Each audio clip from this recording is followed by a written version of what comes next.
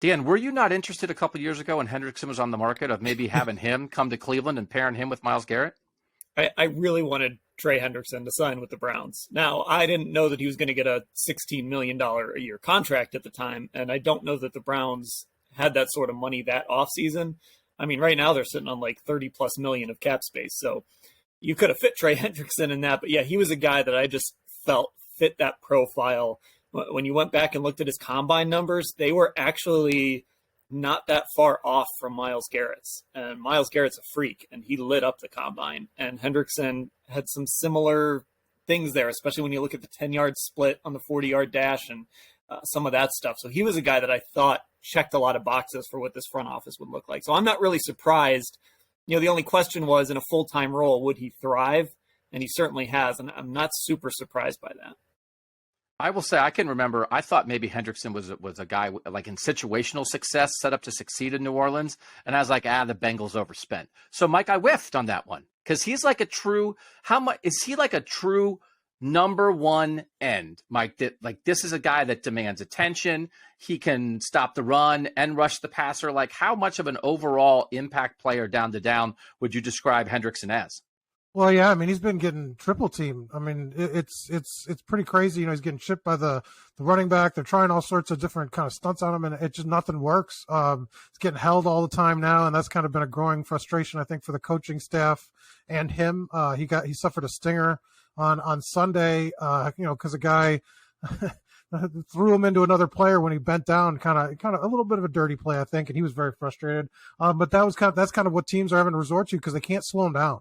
And the double teams aren't working. He's still kind of, you know, the sacks aren't there, but he's making quarterbacks get out of the pocket. He's making other guys, you know, productive just because of the way he's kind of blowing up the front. Him and Garrett actually, I think since 2020, second and third in the league in sacks. He has 30, Garrett has 33. So you can kind of see right there, just in terms of he's stacking the production, even though, you know, I don't think nationally he's very well known, but obviously in NFL coaching circles, they know the guy they have to circle. They know the guy they have to stop, and they just haven't been able to do it.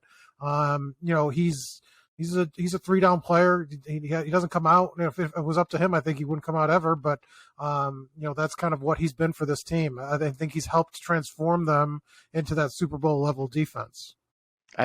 Really skilled guys, but I think Irie had said, you know, high motor for Hubbard and Hendrickson. I think it's high motor for Garrett and Clowney too, right? When they really get after people, how much, Irie, do you feel like what the Browns do defensively, does it start with defensive end? How much does their defense rely on Myles Garrett and Jadeveon Clowney when they're both healthy and both in there together, being disruptive and being all-around players? Is that the starting point for the Browns?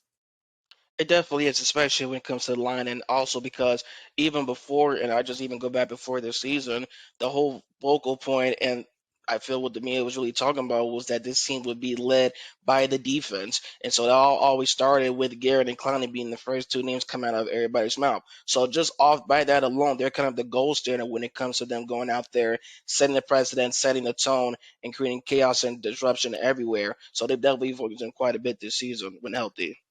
And Mike, is that the same thing for the Bengals? Like, does everything start with Hendrickson and Hubbard, or is that a bridge too far? A little bit. I mean, they're more like we got to stop the run, and usually with DJ Reader kind of starts up there, and then they kind of have success that way. But I mean, when in passing situations, this team feasts. I think that's what teams don't want to do. I think you've seen, you know, teams like to try to run the ball because if they're in third and long, they're in trouble just because of the options that and the talent the Bengals have up front. So I think teams specifically want to avoid situations where they make it so Hendrickson and Hubbard can define the game, because then you lose. All right, so we don't want to brush past Myles Garrett, Dan. I think he's the highest graded guy in PFF at defensive end. We know what Myles Garrett does. If you're picking two here, Dan, who are you going with? I mean, I think it's easy. And I'll just say Myles Garrett is the first pick. I just think when you watch him, I mean, first of all, when you just see him, when you look at him, it's like, this person is not a human being. And then you watch him play, and I mean, he's getting killed out there. You know, you talk about Trey Hendrickson getting doubled and tripled, and the same thing is happening to Myles. And he's getting chipped, and teams are being physical with him. But, I mean, throughout his career, the only thing that has been able to slow him down is really kind of him, right? He had the Mason Rudolph incident, and that ended that season short.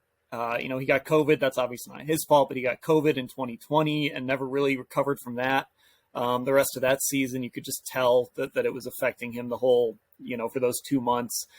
He rolls his Porsche over this year, and that cost him a game, and he really didn't look like the same player until this week. But the bottom line with Myles Garrett is when you put him out there in a game against the Baltimore Ravens and he makes Lamar Jackson look human, that just speaks to how good Myles Garrett is. And when he's not on the field and Clowney's out, which he was kind of a part-time player the other day, this team can't create any pressure without those two guys, but specifically without Myles Garrett. So I think he's the easy first pick here, and I think Trey Hendrickson is the easy second pick. Mohammad, are those your two guys too, or would you go a different way? I think Dan actually makes a good point. I stick with Hendrickson because I think he's only elevating higher. But, yeah, I think if you have to pick between Garrett and Hubbard, you got to go with Garrett. I mean, again, Hubbard's great. It doesn't take away from what I said earlier. But, yeah, I mean, when you can make someone like Lamar Jackson look human, I mean, yeah, there's no doubt. I think even if I remember correctly, when the Browns were in the playoffs 2 years ago and they played Pat Mahomes, I think he made him look pretty human too. And I think even in the season opener the year after that, that kind of sticks out to me too, because Pat Mahomes is an MVP quarterback like Lamar. So I think I'm going to have to roll with Garrett and Hendrickson too. In terms of Myles Garrett making great athletic quarterbacks look human, one of my overarching memories from the pandemic is being on a Zoom call after the Browns-Texans game, and I have a bunch of Disney World stuff in my basement. So I had all this Disney World stuff behind me, and I was asking Deshaun Watson about Myles Garrett chasing him on a play, and they were like running the same speed.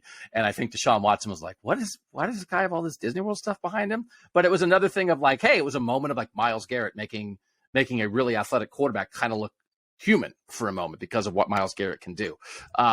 And now look what, and now life has come full circle.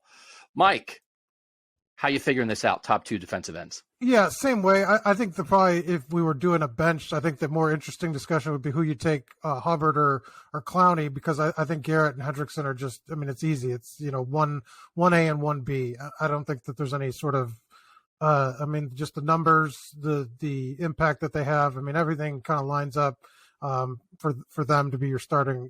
That's a tandem that you wouldn't want to face. So Irie, I don't want to put words in your mouth.